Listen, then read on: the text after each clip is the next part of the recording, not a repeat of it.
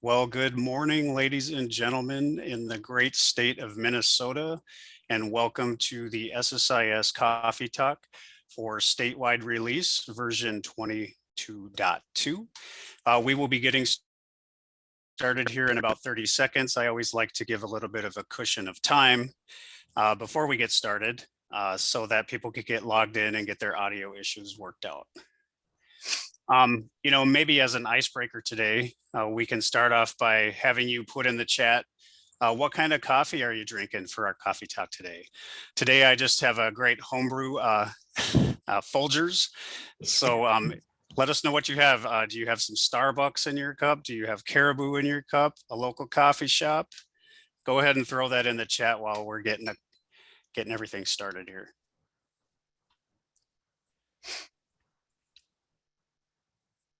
Wow, look at that chat populate. I don't drink coffee. Dr. Pepper, hey, that's good. Costco water, Quick Trip latte. No coffee. Good luck. How about some tea? Anybody got tea? That's great.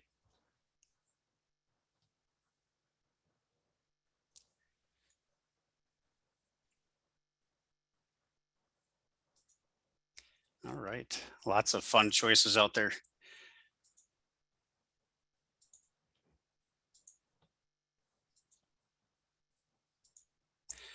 Well, once again, you are all partaking in a journey with us today as we travel through the enhancements and defect triage that went into the SSIS statewide release for version 21.2 that will be coming to an SSIS theater near you tomorrow afternoon. I went ahead and put together somewhat of an agenda for today's coffee talk. We're going to do a little bit of opening and introductions. We're going to talk a little bit about the server farm update. We're going to talk a little bit about time to initial contact and a Tableau resource. And then we'll go through the 22.2 changes for adult protection services, SSIS worker changes, as well as SSIS physical.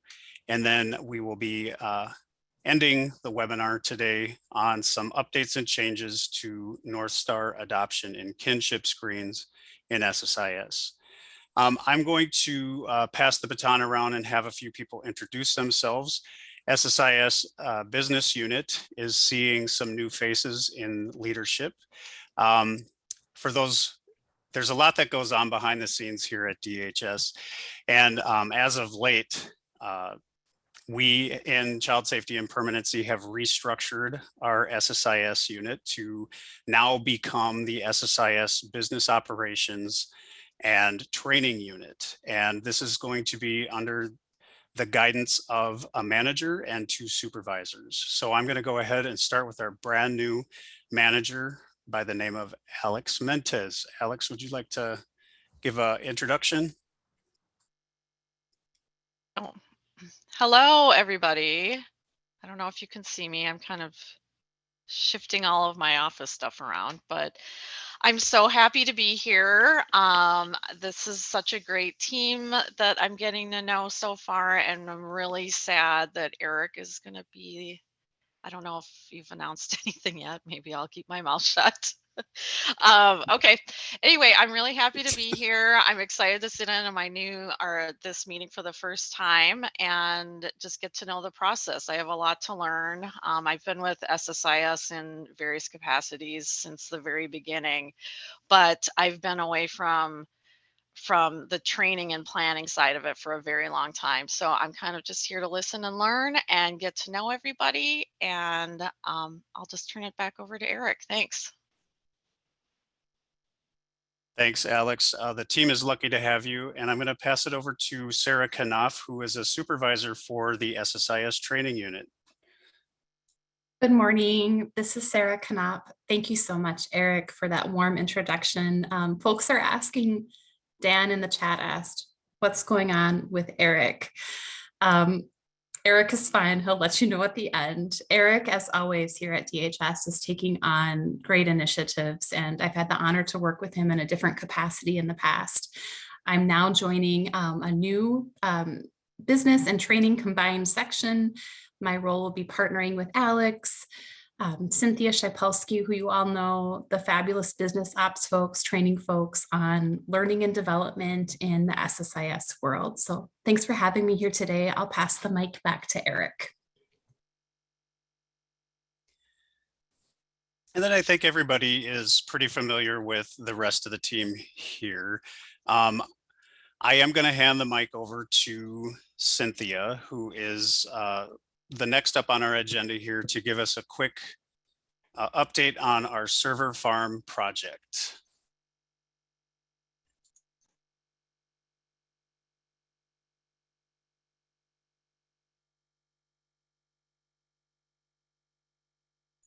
I think you got to unmute on the lower left-hand corner of the screen. All right, thanks so much, Eric. I double muted. Good morning, everybody. I just wanted to share a few updates with you guys from our technical partners about the new Horizon server farm work that you all should be aware of. Right now, really just wanted to share three important things. As of Monday, all of the agencies around the state have either fully moved over or have started the process for onboarding onto the new Horizon server farm. So we're really excited, and we've just had fantastic questions and responses and engagement from all of the agencies. So thank everybody very much for all of the partnership on that. The PowerPoint that Janelle uses on those onboarding meetings will be posted on our SSIS resource page by Friday. And we've also had a ongoing request from agencies for a known issues document that's being worked on. My understanding is we're just waiting for final approval for that to get posted as well. So I don't know that I'm going to say Friday for that. Monday's a holiday, but by next week that should be posted and out, and we will share that. My hope is we'll be able to include that in our update, a link to that in the update that goes out next week. So those are my updates about the server farm. If folks do have questions about that, be sure to send something into the help desk, and we'll make sure it gets routed as expeditiously as possible to whoever is most appropriate. That's my update. Oh, and I am drinking Colombian coffee in a San Diego Zoo mug. So, I think that's the best way to drink Colombian coffee. That's how I enjoy it the most. Thanks, Eric. Yeah. Well, thanks for that update, Cynthia. Does anybody in our group have questions about the server farm update before we move on?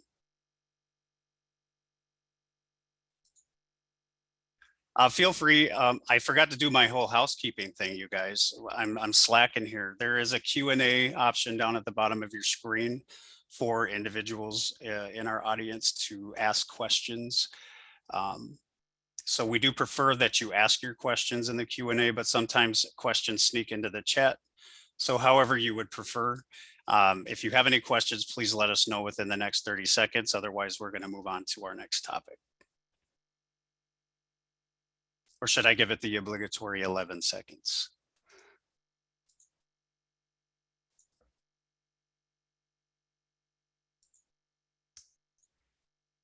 All right.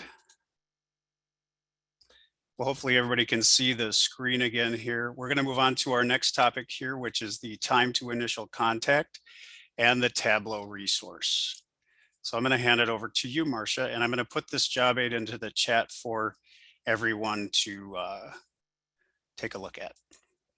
Great, thanks, Eric. So I just wanted to make sure, and this is going to go out in the next SSIS update, and it's actually going to go out a couple of times here over the next couple of months. So previously, we had hoped to have the SSIS general report, the time to initial contact report, updated to reflect the new exemption field, as well as the old exemption activity, which was done prior to February. You guys were using the exemption activity, or should have been using the exemption activity in time notes in order to let the system know that there was an exemption, that timeline exemption for time to initial contact. So since that isn't going to be done for general reports, that time to initial contact report won't be updated until 22.3, we were able to get some help from our research team that works on Tableau. And instead, they've updated Tableau for the time being. And so it's the timeliness report, if you're familiar with Tableau. And you can see here in the little screenshot he's got up on the PowerPoint that if you just type in timeliness, it'll come up as one of the reports when you're in Tableau. And so if you go there, you can get all the same information that you would otherwise have gotten from the time to initial contact report, but it is updated to reflect the new exemption. So you want to make sure that you're taking a look at that before 22.3. And that's because we're going to inactivate the old activity. So that activity that was being used, it was the CP timeline exemption activity that was being used to indicate when there was a 24-hour to 5-day exemption that was in effect. That was being used between July 1st of 2021 through February 23rd of 2022. So any of that, between that time, you want to make sure that you're taking a look so that if you've missed anything, you need to go back and enter one of those exemptions that maybe what was supposed to be entered and never got entered. You want to make sure that you're taking a look at that report. You'll see, hey, we didn't meet the timeliness factor. You could go take a look and, oh yeah, we were supposed to enter that activity. Go ahead and enter that. So you can still enter that, backdate it to the original date. But if you don't do that before 22.3, you won't be able to. So then we would need to do a data fix. So now's the time to get that in. So again, the instructions are out there. There is a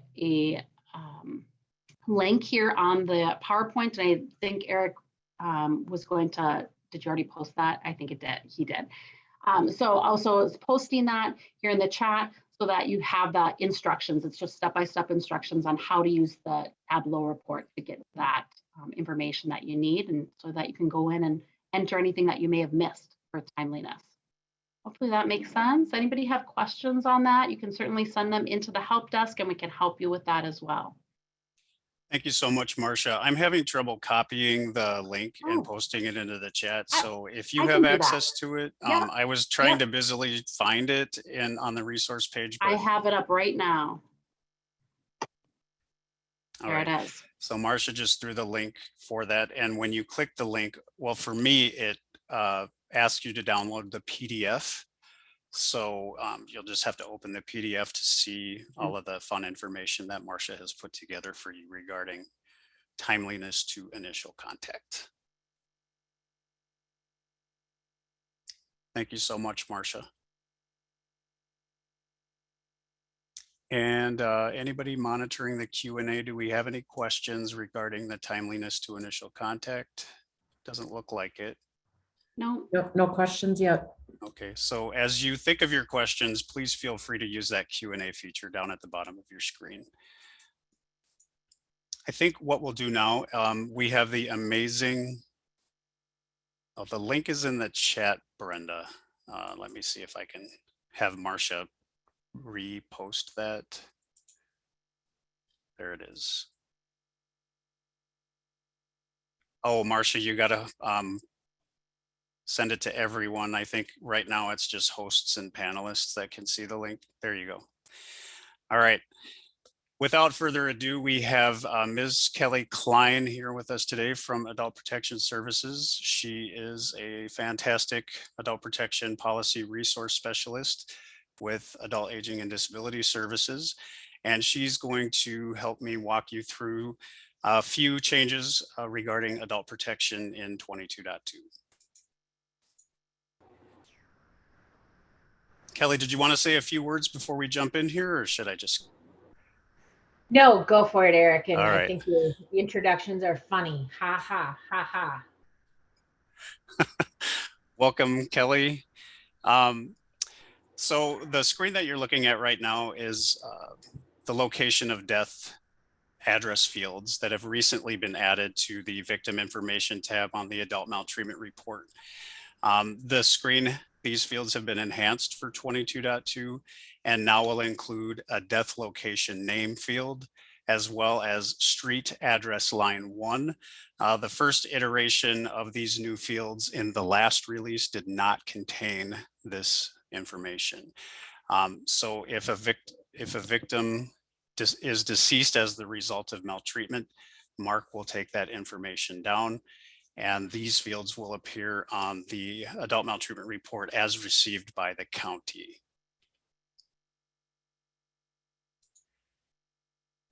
In addition to the adult maltreatment report changes, we have a new field on the incident portion of the adult maltreatment tab in SSIS, and that new field includes apartment and unit number.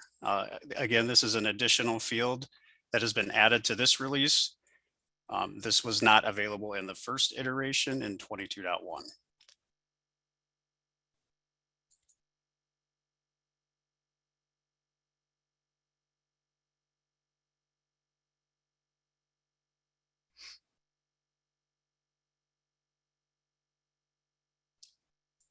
Okay. There's an interesting question in the Q&A on the server update. Oh, I think that might be something that Cynthia can answer in just a little bit. Okay, sorry, this is live, ladies and gentlemen. The next slide, we have a picture of the address screen in SSIS. So many times Mark will take a report or will receive a web report, and it doesn't include all of the address information. And so when Mark sends the report over to the lead investigative agency at county, sometimes that address line is blank. However, when workers go and activate this screen in SSIS, then the field does become required. I don't think this was operating correctly in past releases, but they have fixed it now. So if you are going to activate the address screen, you will need to enter that street address on line 1. Eric, let me just intervene here. These changes that you guys are all seeing is due to a special project that we are doing with law enforcement. It's called CCPBA.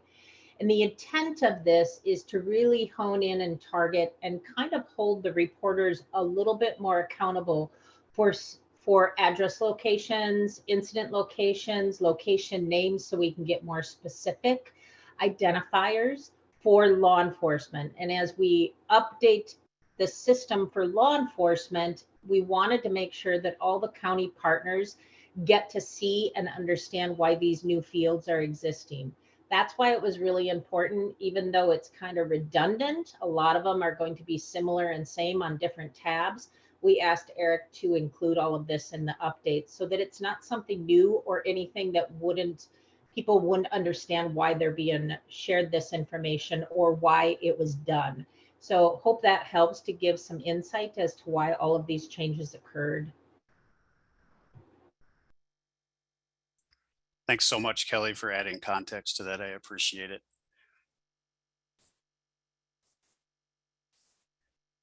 The next couple of fields that I want to talk to everybody about are the contact and phone fields. And these fields are found on the referral tab of the adult maltreatment report. And this was a bug that was impacting data cleanup. So when intake workers would try to close an adult maltreatment report and it was received for emergency protective services, SSIS was inaccurately requiring these two fields to be completed. So adult protection along with SSIS instituted a workaround whereby individual workers would have to include things in this field in order to close that intake. This is not the case any longer. In version 22.2, these fields will no longer be required when a report is received with EPS.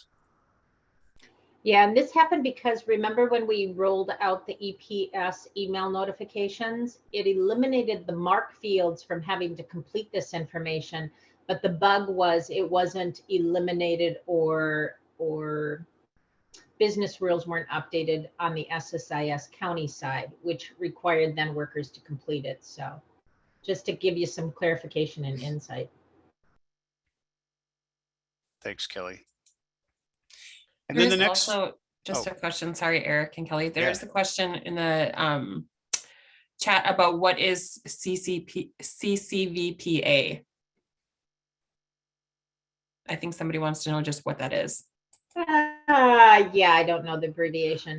I have looked it up time and time again, but I can never remember it. I can never remember. It's a collaborative coordination. I don't deal with it. My counterpart that is the contract manager with Mark deals with it, because really most of these updates, with the exception of this one that we're showing on the screen right now, was literally because of the contract with law enforcement to enhance and fine tune all of the fields to be able to match and spin off in their system eventually. So it will, our goal is eventually to possibly eliminate them having to do ICRs. So I can find the abbreviation for you. It's a long acronym. I'll find it for you and get it in the chat.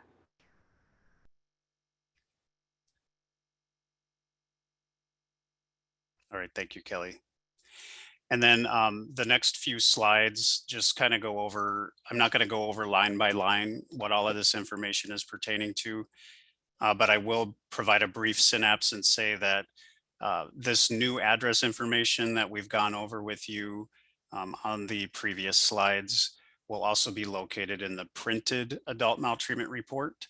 And like I said, these next few slides just kind of go over where to find that address information on the printed report, or the printed adult maltreatment report, I should say.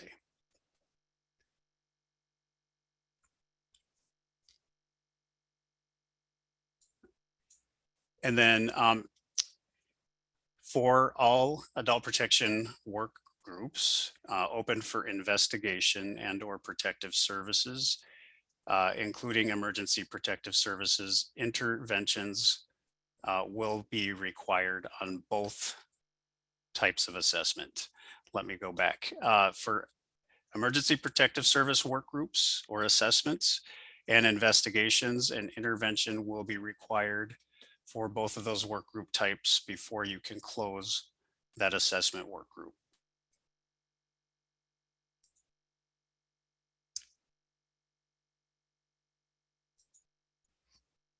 And then a data cleanup message related to interventions requiring at least one intervention or referral offered is no longer displaying for adult service assessment work groups that have an attached adult maltreatment report. So that issue has been corrected for this release. And just to be clear, that's adult services, not adult protection. And we found that as to result in a bug when this intervention requirement was set up in business rules. So just to be really clear on the difference between them. Thank you, Cynthia, for posting that. Thanks. And then this was included in the last PowerPoint presentation for 22.1, but for EPS email notifications for that after hours functionality, a do not reply at state.mn.us will appear when a report is received after hours. And this is to bypass email spoofing configurations set up in some counties that prevent delivering email notifications.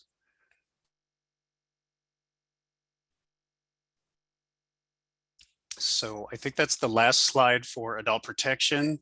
Kelly, I don't know if you want to add anything further related to this release, or if anyone in our audience has any questions about some of the information that I've gone over for adult protection. No, just remember that there's constantly going to be changes, and we just don't want anything hidden from you guys. So as mentors and the people that really are the experts with boots on the ground at the county level, we just appreciate all you do. And we wanted to be clear and transparent in regards to the changes that are occurring in the APS program and SSIS. So thank you all for attending, and I'm going to sign off if there's no more questions.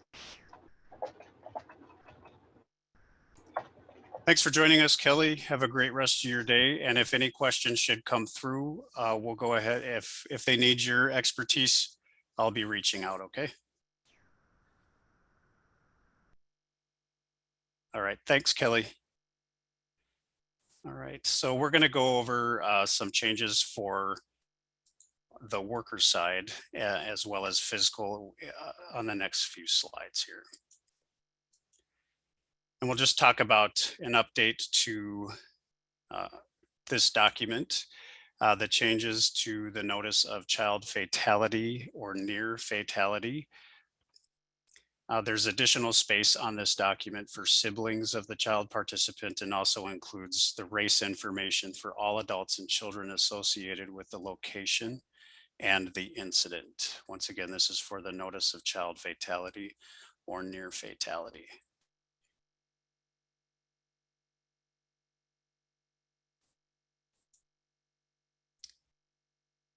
Let's talk a little bit about placement related items here. The applicable certification label is now changed to potential specialized setting certification. So just some updated verbiage on the placement, location, and absence screen in SSIS. We had applicable certification appearing here before, but like I said, now it's potential specialized setting certification. And you'll also see that followed up with either QRTP, PPY, or STCSE or at risk. And those are our special populations and primarily related to the Family First Prevention Services Act updates. In the out-of-home placement plan, the youth is in extended foster care is now an option to be selected under court-ordered placements. This was not in that first iteration or second iteration, but it is now a value that workers can select from 22.2 going forward.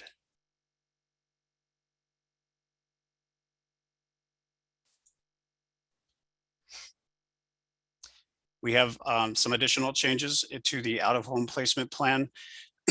When an individual selects yes to the question, youth is expectant or parenting on the out-of-home placement plan setup tab, the expectant and parenting youth information from the EPY detail screen for that client will appear on the setup tab.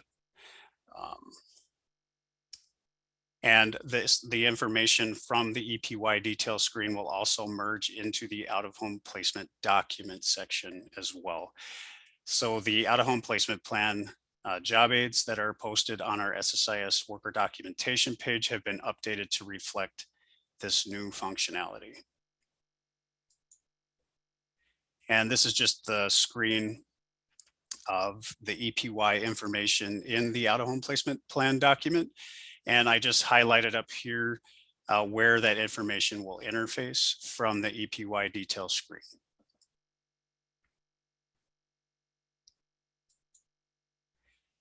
An additional enhancement related to the out-of-home placement plan is that the QRTP family and permanency team, when an individual answers yes to placement is in a QRTP facility, then the QRTP family and permanency team information will interface with the setup tab.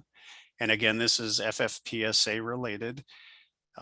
So any information you add on the family, QRTP family and permanency team under the client node will now interface with the out-of-home placement plan when individuals answer this QRTP facility question as yes.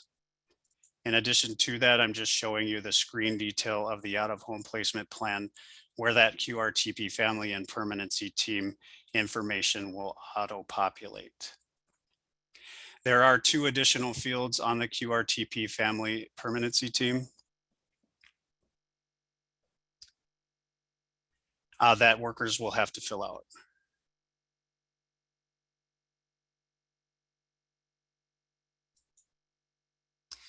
And then we have some updates for the children's mental health screen that was updated in the last release. So the children's mental health screening detail has been updated to no longer require the CMH screening tool score, and whether the child was referred for a diagnostic assessment in order to save the screen when the status is screening tool completed.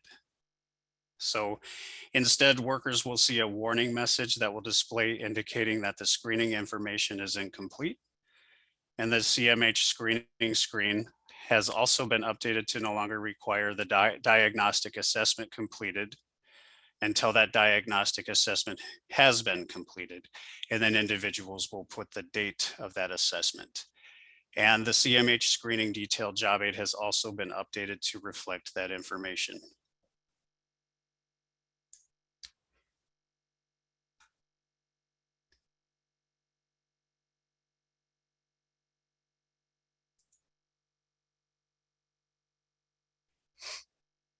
And then we have some new information added to our QRTP extended placement review screen. As you all may recall, in the last release, we were able to add the QRTP extended placement review screen to SSIS. However, functionality was designed only for children under the age of 13. Functionality is now added for children both under the age of 13 and 13 and older.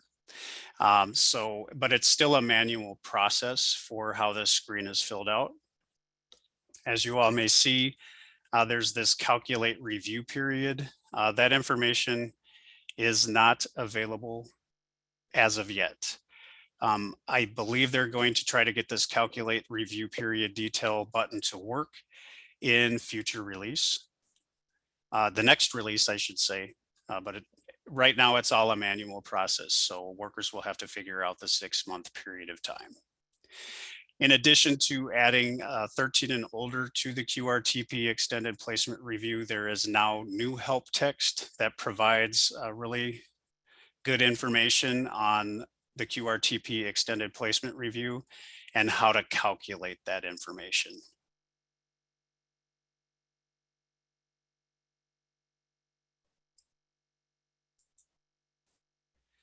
And now, Molly, hopefully you're here because we have to go over some fiscal information. So updates to proofing message. 1200 invalid Lindex license service class. And this again is related to our child foster care report. To accommodate, I'll start over. Invalid Lindex license service class to accommodate the changes to child foster residence setting and the new service classes. For example, child foster residence setting or DOC child foster residence setting. And then that second point states that a bug was detected and fixed when using foster family home kin on the child foster care report that would display as proofing message 1210. A valid placement does not exist for service dates.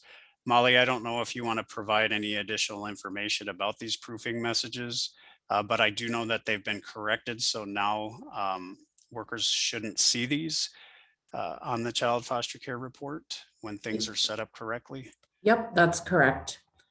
If any agencies do see these proofing messages, please send a ticket into the help desk and we can look at those on a case-by-case basis.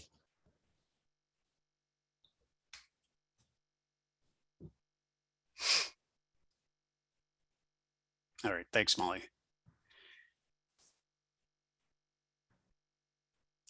And then in SSIS 21.4, a new change to brass service 691 for AC, EW, CAC, CADI, and BI case management was implemented regarding how to properly record time as it relates to consumer-directed community supports, otherwise known as CDCS, mandatory case management. In order for past time entries to generate a healthcare claim, the time record needs to be updated. For time entry with the work group track of adult services case management, the program will need to be changed to either 670 alternative care waiver or 671 elderly waiver, whichever is appropriate for the client. And then the service will need to be 691 for that AC, EW, CAC, CADI, or BI case management. And then the activity needs to be CDCS, mandatory case management. And then the HICPIC that is associated for claiming purposes related to this program, service, and activity is T2041 CDCS. And Molly, I don't know if you want to add a little bit more context to this information.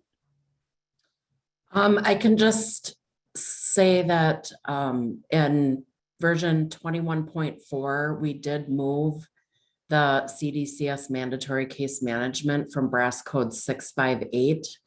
Initially, when this service and activity was set up, it was appropriate to have it under the pilot project, but we have now since learned that it's no longer a pilot project and needs to be under the brass service 691.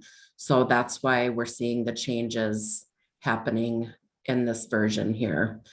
And if anybody has any questions around this, please feel free to send in a help desk ticket, and I can, work through any questions, or there may be instances where a time record is locked and you will be unable to change the program. So send those tickets in to the help desk as well, and we can take a look at those and see what we can do to get them unlocked. So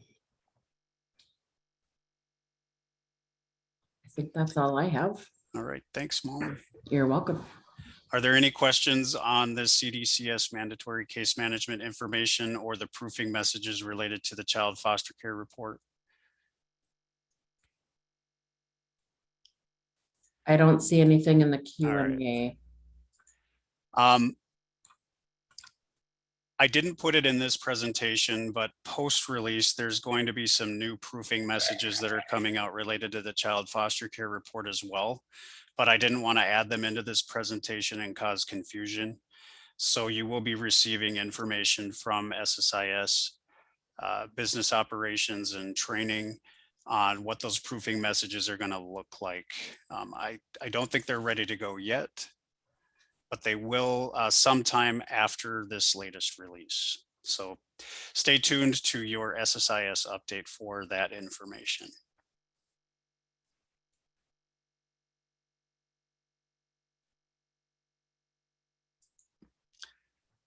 All right, before we get into North Star, I just want to take a moment to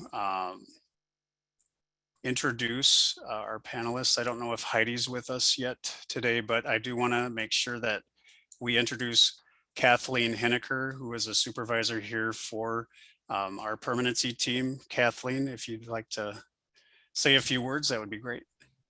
Good morning. Thanks, Eric. I'm Kathleen Heinecker. I'm one of the adoption and kinship supervisors in the permanency unit at CSP. We have been working on these changes to the North Star eligibility determination and benefit agreement for almost 2 years now. And so it's really exciting for us to have this finally be released. Originally, we needed to make changes because we were automatically deducting income offsets from adoption assistance and kinship assistance payments. And after the feds consulted with us, we were not supposed to be doing that. So that originally started just removing income offsets from the eligibility determination and benefit agreement. And then at the same time, while we were making changes, we decided to make some additional changes to potentially allow more children receive the school age rate, and to also allow youth over age 18 who are in extended foster care and were under the guardianship of the commissioner to be eligible for adoption assistance. So there's multiple changes in the eligibility determination and benefit agreements. And Heidi is hopefully going to be able to jump on here soon. Thanks, Kathleen. And for all of you who are participating today, hopefully you take an opportunity to ask the questions that you need to ask with the resources that you have available today. So right now, what I'm going to do is I'm going to turn it over to Erica Jepson, who is our child welfare subject matter expert, and she's going to walk us through the following slides. Hello, good morning, everyone.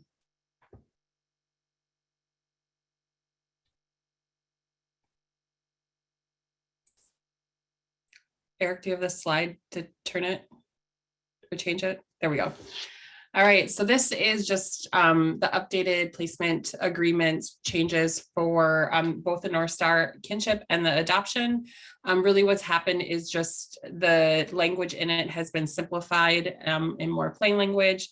The setup menu changed for the kinship placement agreement, where you now add the relative custodians on the setup page. There is also a typo in the kinship placement agreement that we are aware of, and we're hoping to have that fixed for 22.3. In that, it says that the worker has worked with the legally responsible agency to ensure the custodians are aware of all benefits under North Star adoption assistance. So we do know that that should say kinship assistance. It is editable, so workers can change that to kinship instead of adoption, but that will be fixed in 22.3.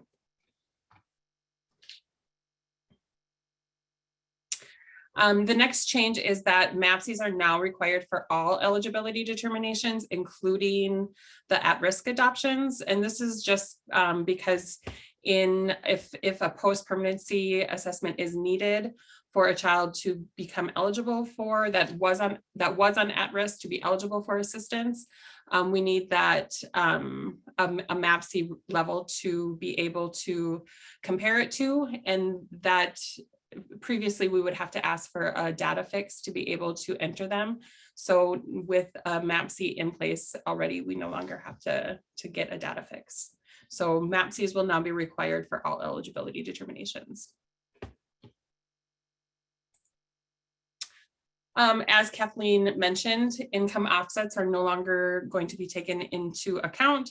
So income offsets and discussions have been taken off of the eligibility determination. Preschool rate, there has been a change now in when that is determined. It previously was determined at initial submission. So if a child was the age for preschool rate 6 or over, that rate was determined at initial submission.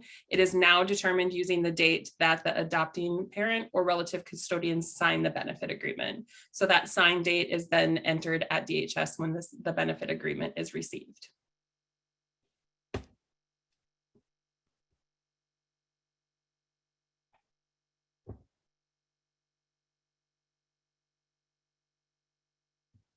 Another change for the eligibility determinations is we have help text.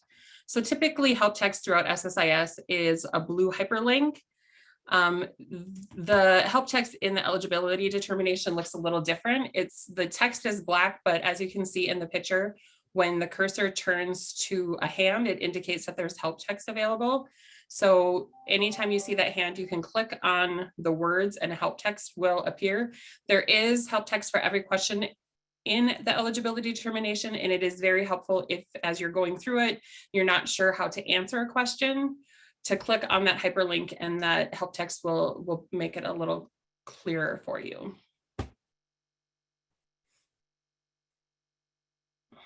So now we're just going to go through some changes, updated questions for both the kinship and the adoption eligibility determination. The first set of questions is from the kinship eligibility. So we will now have a pre-screen for eligibility. And the question will be, does the relative custodian for this child meet any of the exclusion factors? And again, it says below on there, but that is another typo that we will have fixed in 22.3. But if you click on the question, the exclusion factors will come up. So the exclusion factors are child's biological parent, individual who is assuming permanent legal and physical custody of a child, or equivalent under travel code without involvement of the child welfare system. An individual who is assuming permanent legal and physical custody of a child who is placed in Minnesota by another state or tribe outside of Minnesota. So if any of the relative custodians meet any of those factors, they are not eligible for kinship assistance.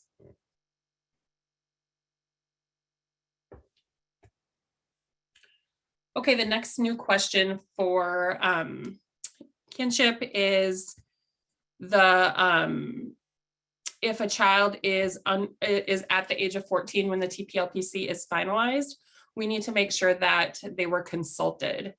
So that does not necessarily mean that they have to be in agreement with it. Of course, that is best practice, but we want to make sure that they were at least consulted with it, and that is shown by the kinship placement agreement. So that's just another question, just making sure that you consulted with it and to make sure that the child has signed the kinship placement agreement indicating that they were consulted.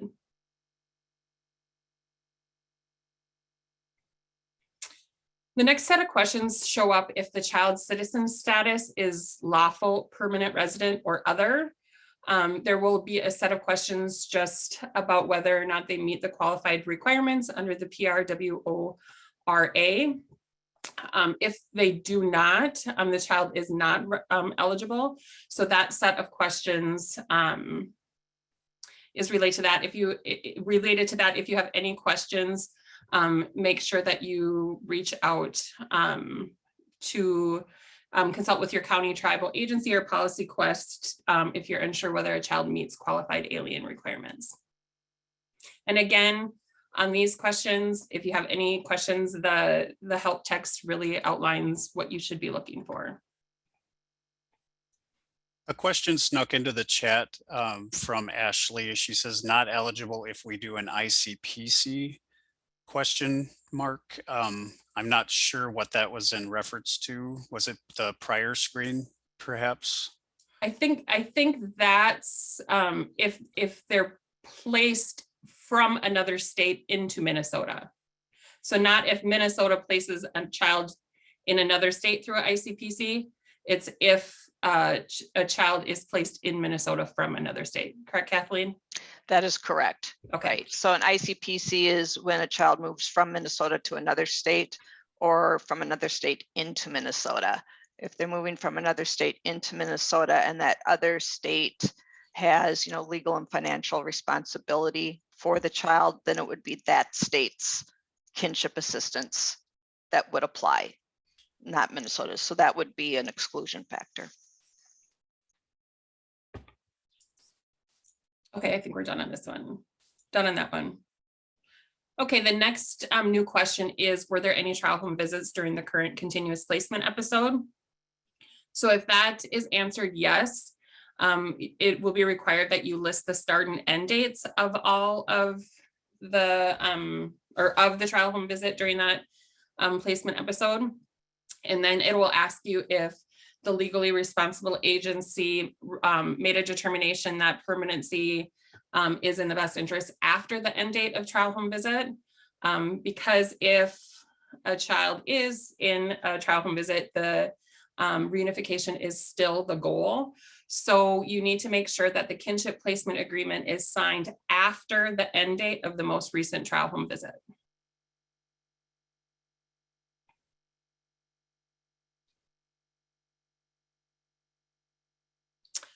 The next question will be, or the next new question is,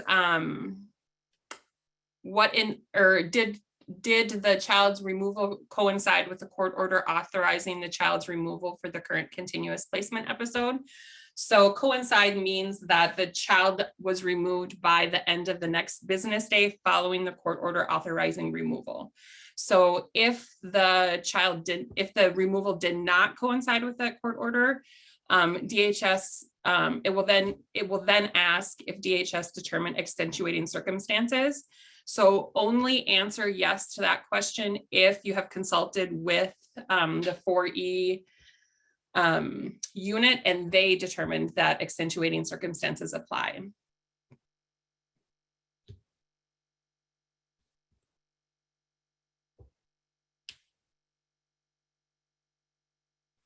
No,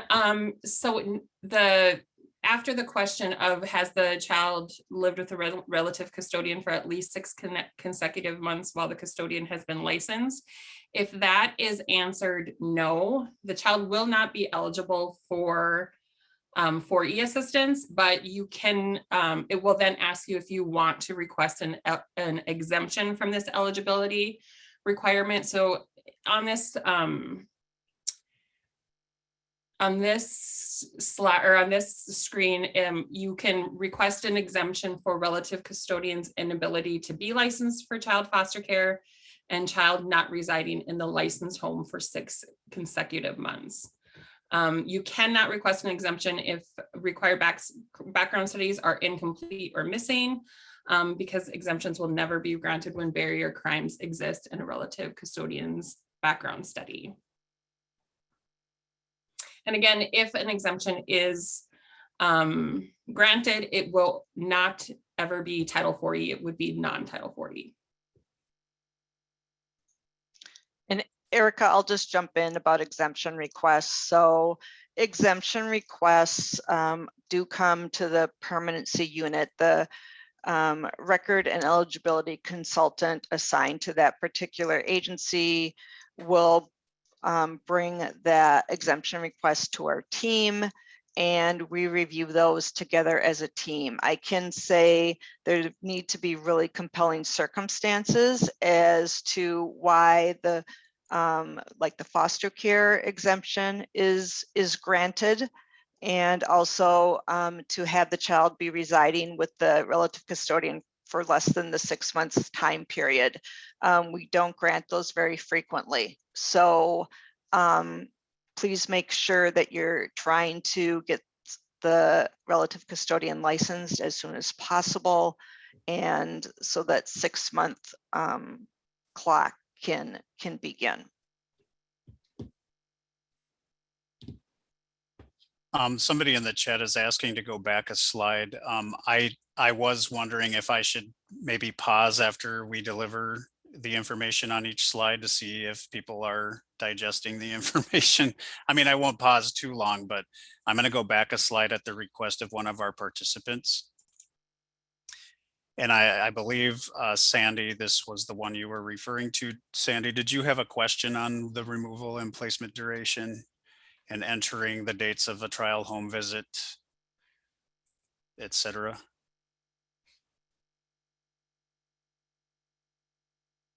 Oh, sorry about that.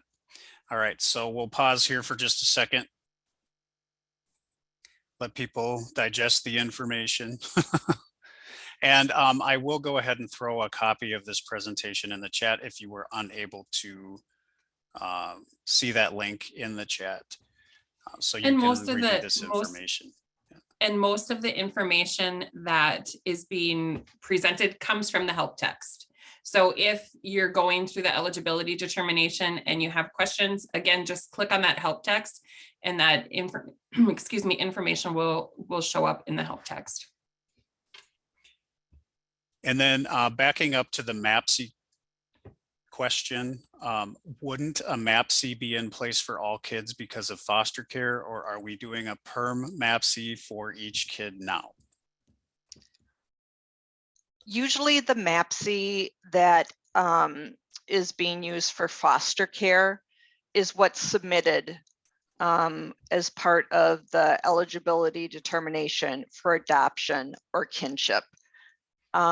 With at-risk benefit agreements, if a child's been determined to be at risk, we haven't required the MAPC to be submitted. Frequently, workers still submit it because they're just used to submitting the MAPCs as part of every eligibility determination. So no, you don't need to have a special one done for permanency. It's just that we were running into problems if a child was at risk, and then we later determined that a disability had manifested, so now they could be eligible to receive either the preschool or the school age rate. And if we didn't have a MAPC to begin with entered, it caused some problems. So it was just the way we entered the information for at risk we used to for the MAPC. So most, like I said, a lot of times MAPCs were already being sent over. I don't think this is going to be that big of a change for folks.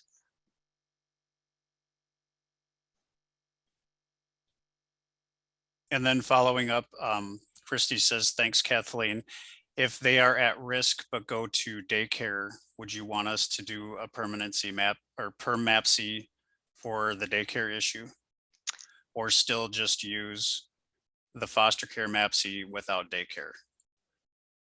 Well, if they are at risk, I mean, they might be in foster care, you know, the foster parent would be receiving a payment, which could, you know, as far as the child care piece is, just send whatever they're currently receiving for foster care. And then if they're determined to move from an at-risk agreement to payment later on, then we would want a new MAPC to be done to capture what the child's needs are at that time. So if they receive, you know, just send whatever the foster care MAPC, current foster care MAPC is, and that will be sufficient, whether it has. Okay. Or yeah, thank you. Alicia posted. Alicia is one of our permanency quality assurance consultants. You know, if it's close to MAPC reassessment, you know, go ahead and update the MAPC or reassess the MAPC like you usually would. But we just need a current MAPC submitted to us.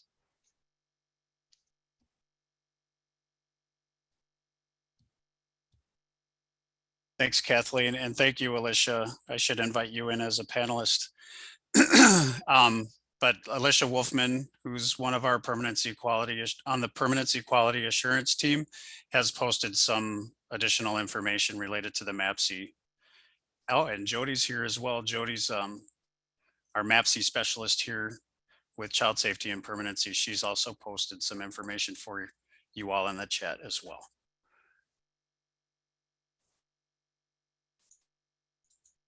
So I think we did cover the kinship non-Title 4E exemption request. Yep. And I'm going to go ahead and move on to the next slide. Okay, the next questions, most of the questions for adoption are similar. The changes are similar to kinship. So again, if you have any questions, just drop them in the chat.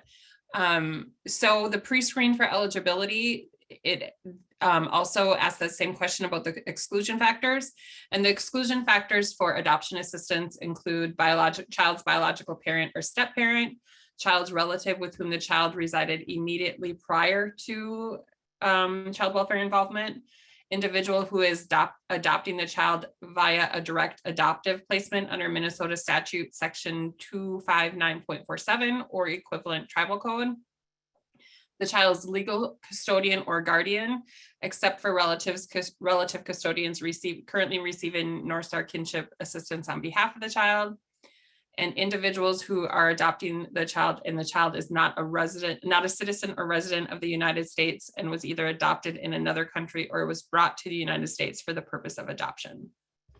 So those are the exclusion factors for adoption. Again, if you click on the question, those exclusion factors will show up in the help text.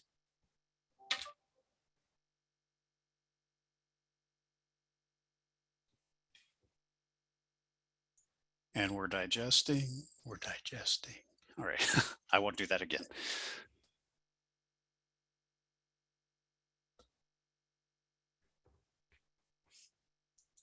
All right. Moving on. The next questions again are if the child status is not US citizen. I can't remember what they were, if they're alien or other. These set of questions will come up similar to the ones in the kinship, just wondering how they qualify as an alien under the PRWORA. So those questions will come up just again to make sure that the child meets the requirements for a qualified alien.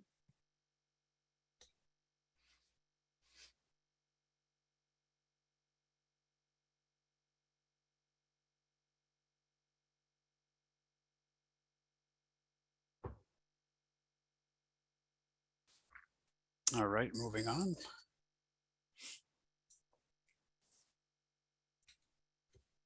Okay, the next question is under the placement efforts. So when it asks if you answer no to was a relative search conducted, the next new question will show up, does safe place for newborns apply? And that is because a relative search is not required for a safe place for newborns. So it's just making sure that if you did not conduct a relative search, that the child would fall under the safe place for newborns. If the child did not qualify for the safe place for newborns, then the child would not be eligible because a relative search was not conducted. And again, if you click on the help text, it will tell you what a safe place for newborn is, what it takes to qualify for that.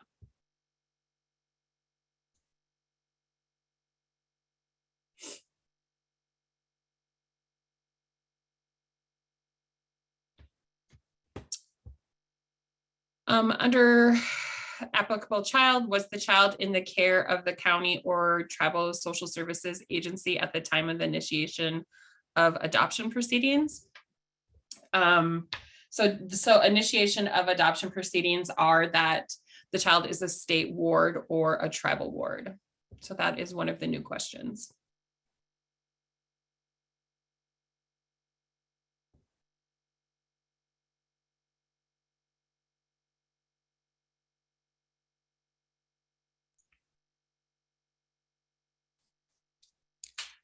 And then this information is coming from the continuous placement. Did you talk about that, Erica, the information related to ICWA? And how, oh, I apologize. I thought this was regarding ICWA. I apologize. Nope, that's okay.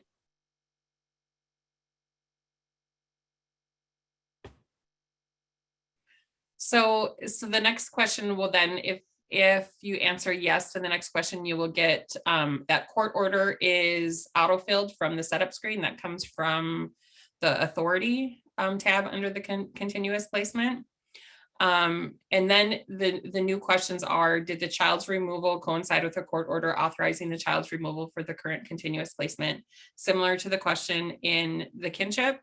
If you answer no, it will then ask you, did DHS determine extenuating circumstances existed as to why the child's removal did not coincide with a court order authorizing the child's removal? Again, only answer yes to that question if you have consulted with the 4E unit and they have determined that extenuating circumstances existed. In the adoption one, if you answer no to that question, it then moves to the, does the child reside with the minor parent while the minor parent was in foster care?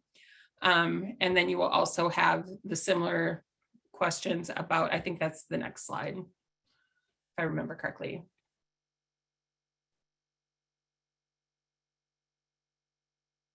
Yes.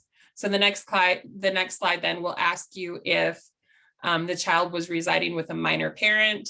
And again, those same questions, did the minor parent's removal coincide with a court order authorizing the minor parent's removal? And if no, did DHS determine extenuating circumstances existed as to why the minor parent's removal did not coincide with the court order authorizing the minor parent's removal? So in that question, make sure you are looking at the removal order for the minor parent, not the child's removal order.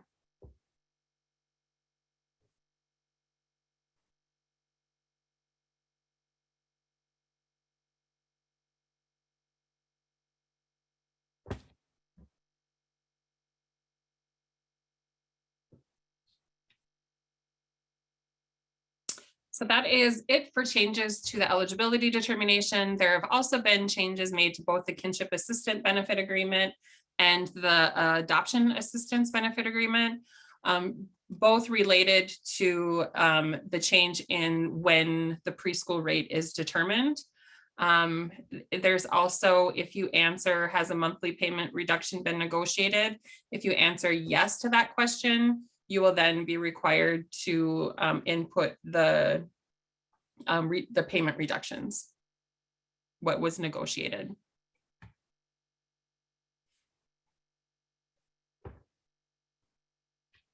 And I believe the amounts moved to the Appendix A because of the change in when the preschool rate is determined.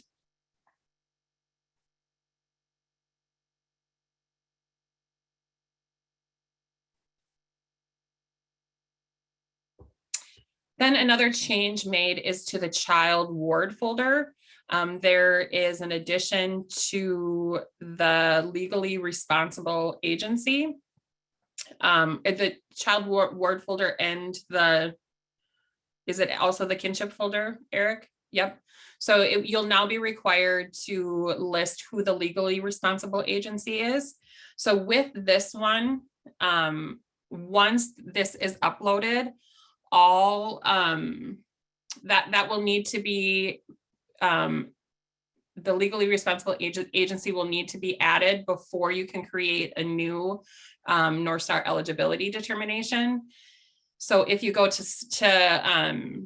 start an eligibility determination from the action folder and you're not able to, make sure that you check the ward folders, the child ward folder and the kinship folder, to make sure that you have put in the legally responsible agency. If you have a pending or draft eligibility determination, they are going to be put to inactive, and you will need to input the legally responsible agency and resend for approve, or not, I'm sorry, not resend, redo the eligibility determination and send before you will need to complete a new eligibility determination with the legally responsible agency added in the child ward folder and the kinship folder.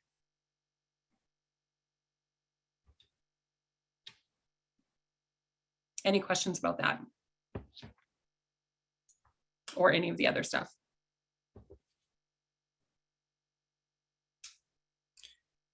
Lots of changes this release.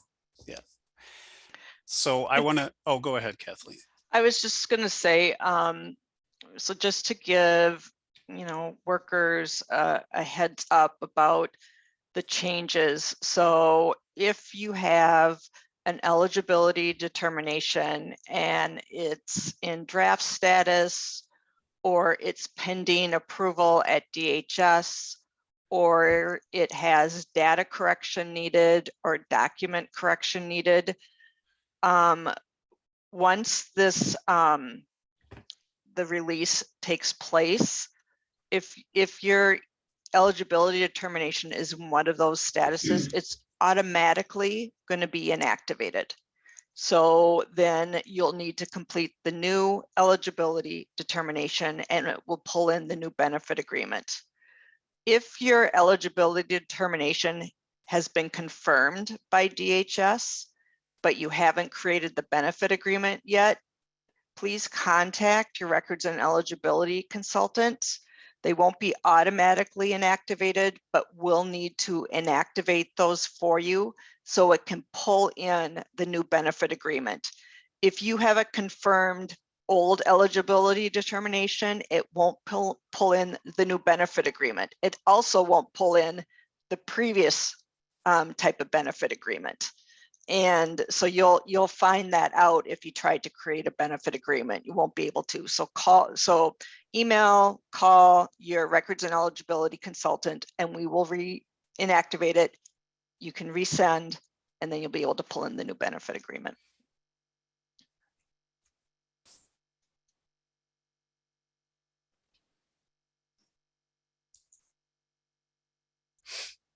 There's a question that came through in the question and answer box. To receive North Star school age rate, does the eligibility determination have to be submitted during the child's birth month when they will turn 6, or is it totally determined by the date the provider signs the agreement? It is going to be totally determined by the age of the child when the adoptive parent or relative custodian signs the benefit agreement. So we'll be reviewing as part of our benefit agreement review, we'll be looking at the date that it was signed. If the child is now 6 years old when that was signed, then they'll be receiving the school age rate. and say the adoptive parents signed it on different dates, whatever the later date is, that's the date that we'll use.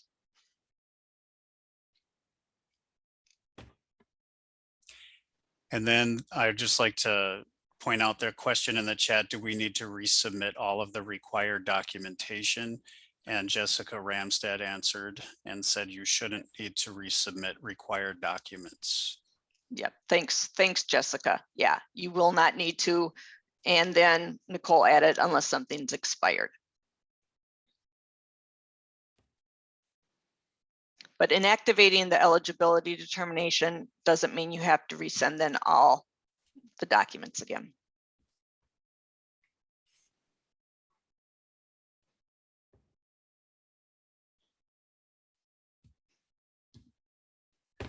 All right, well, while we're letting this information settle, more questions may come in. I do want to point out some of the resources that have been updated for your consumption related to the topics that we discussed today. So give me 1 second to pull up our worker documentation page.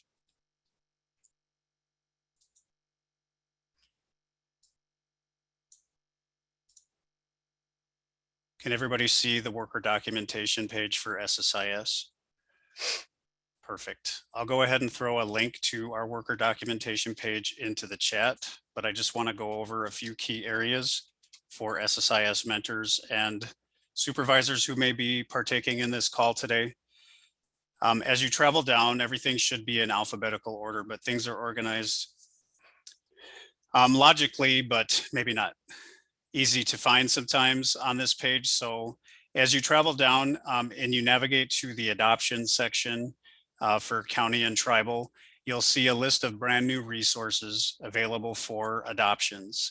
We have updated our adoptions workflow. We've added new functionality for the eligibility determination. These eligibility determination documents are quite lengthy and they may seem overwhelming, but they go through the new functionality of the eligibility determination screens for adoption as well as kinship. So take a look at these to review and familiarize yourself with the new screens and questions and flow of the eligibility determination. Once again, that's all under our adoption section here on the worker page. We have the new benefit agreement as well as the placement agreement as well. And then as you travel down the worker documentation page, we get to the children's mental health section. It's this CMH screening indicator document that has been updated with the new functionality for the children's mental health screen and SSIS.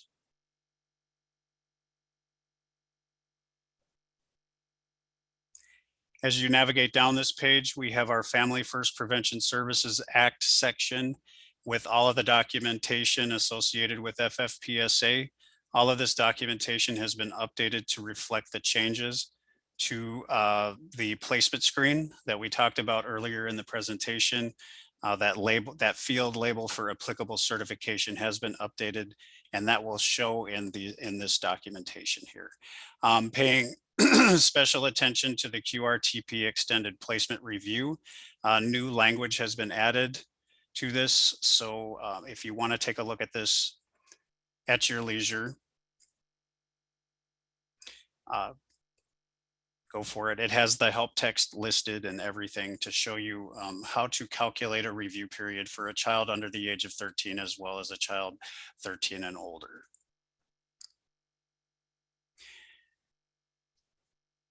And then last but not least, North Star Kinship, again, the workflow, the Kinship workflow, as well as the eligibility determination navigation guide, the Kinship Assistance Benefit Agreement, and the Kinship Placement Agreement. These documents have all been added and updated to reflect the changes for 22.2. So once again, that link is in the chat to our SSIS worker documentation page. If you would like a copy of the PowerPoint that we went over today, we did send this link out earlier, but if you navigate to the SSIS resource page and on the right side under training, if you navigate to the pilot and release training information, it'll bring you to our pilot and release information page, and over to the right is the presentation from today.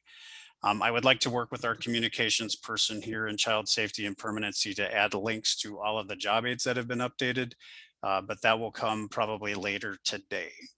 So it'll be a one-stop shop, so to speak, so you can find all of that information. And I will also post the recording of this webinar on this page as well, if you'd like to share it with other people that couldn't make it today.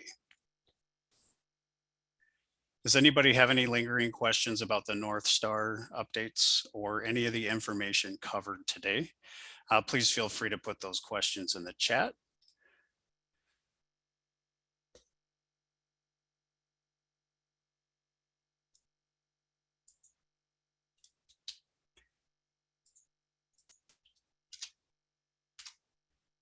I'd like to thank Kathleen Heinecker, as well as our side panelists today in the chat. It looked like Nicole was there, and Alicia, and Jody McElroy.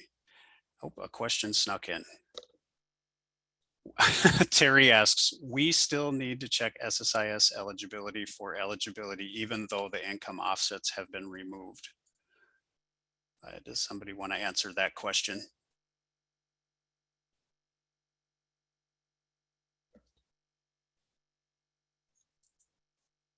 I'm not exactly sure of the question.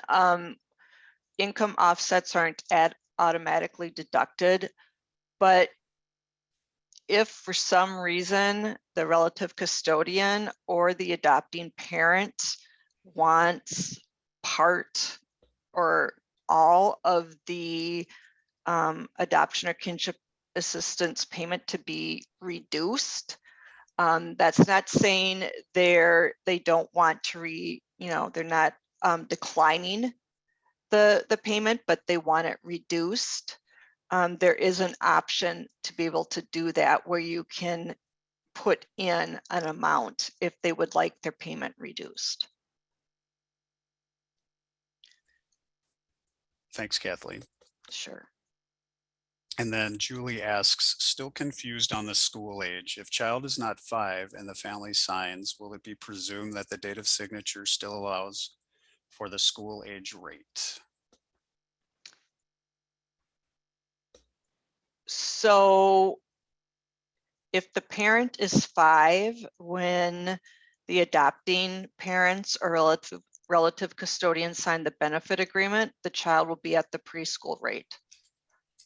If the child is age 6, when they sign the benefit agreement, the child will be receiving the school age rate. So they have to be age 6, like Nicole just put in, on the day the benefit agreement is signed by the adopting parents or relative custodians, not when it gets to DHS and we sign it. It's when the adopting parents or the relative custodian signs. If the child is age 6 on that date that they sign, then the child receives the school age rate.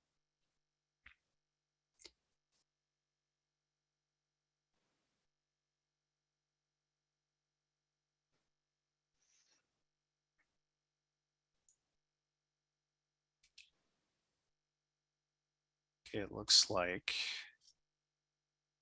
Heidi also added, it's no longer the month the child turns 6 either. The child has to be at least age 6 on the date of the signature.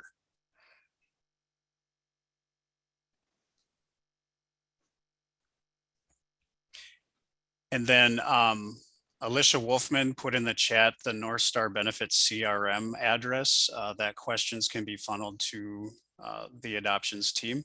So if you want to take a look and jot that down, it's in the chat.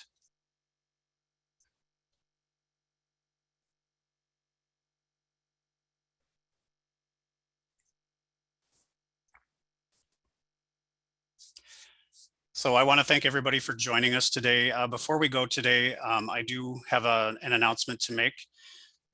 With the addition of our leadership team in the SSIS Business and Training Operations Unit, I have decided to take a new position in a different division here at the Department of Human Services. But before I go, I just want to thank everybody for their patience with the training team as we have tried to learn and grow and meet the needs and expectations of our workforce in the great state of Minnesota. You know, over the years, SSIS has had a place in a variety of divisions and departments. SSIS used to be its own entity, and then Minute at DHS broke off, and all of our technical people went over to Minute at DHS, while all of our business partners stayed over here in CSP, as well as the various divisions that work with SSIS to gather the important data that is needed to make important decisions on programs and funding. I'd like to say that the time that I've spent with the SSIS team has been sort of the reformation era.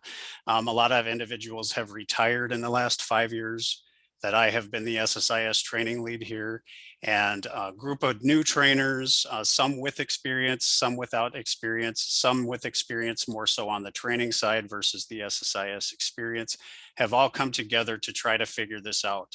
And I think that we've established some pretty solid processes over the last 5 years. It was pretty slow going, but I think we're at a really good point right now for me to hand off this work to somebody new or to this brand new team that is being headed up by Alex Mendez. She introduced herself at the beginning of this session. So the reformation era is coming to an end. SSIS has found a final destination and home, and I'm sad that I won't be a part of it going forward. But I do appreciate, like I said, all of your patience and all of your willingness to bear with us through the live lab days, as well as this remote environment. It's all been kind of a learning curve as we've tried to get used to all of our virtual learning opportunities. But then again, on the flip side, it's opened up a lot of opportunities for us to connect. For example, the ICWA Coffee Talk series, as well as the SSIS Mentor Coffee Talk series, without having to gather somewhere in St. Cloud. You know, we can all just hop online and drink our coffee and get the information we need and go about our day. So with that being said, again, thank you all so very much for your patience with me and my team. And I look forward to our paths crossing again in the future. I'm still going to work for DHS. I'm still going to support the training team as I transition. But you guys are in good hands. We have some brand new child welfare subject matter experts on the team. We have a great team, and I'm sure great information is headed your way. So with that being said, thank you all so much. Have a great rest of your day. Enjoy your coffee. And again, if you have any questions for us, please feel free to reach out to the SSIS help desk. Have a great day.